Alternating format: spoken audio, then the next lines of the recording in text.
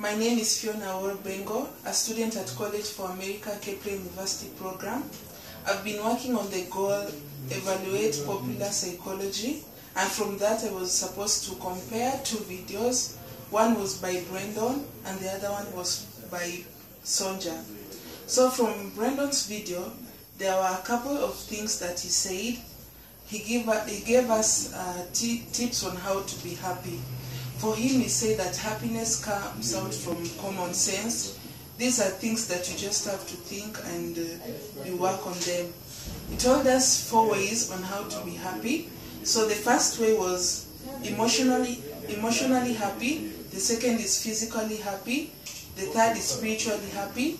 And the fourth is relationship happy.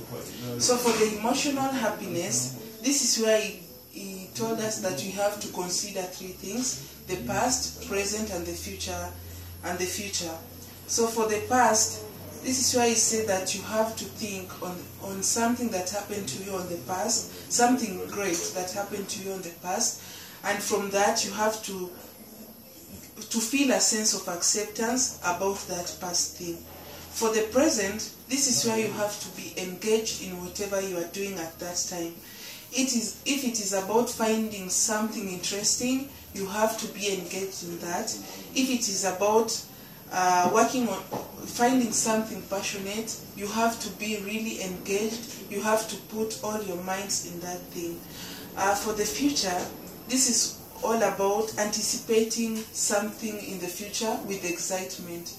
This is an example. Maybe you may have a task to do in the future. So about that, you should be anticipating it with excitement. You should be happy that I'm going to work on something in the future, so I have to be happy. For the physical happiness, this is where you say that you have to sleep for 8 hours, drink more water, or even you can take breaks after doing some works. This can help you to grow physically, to be happy physically. For the spiritual happy, he said that you have to find something that you can have faith on, something greater than you. If you believe in God, you have to be happy about that. You have to have faith on it and have a connection with that thing. For the relationship, this can be a relationship between you and your partner, or it can be between you and your family, between you and your friends. For that, you have to be at best in that relationship. That was all about Brandon's video. Moving on to the Sonja's video. For Sonja, she started out by giving out a famous Chinese proverb where she said that if you want to be happy for an hour, take a nap. If you want to be happy for a day, go fishing. If you want to be happy for a month, get married. If you want to be happy for a year, inherit a fortune.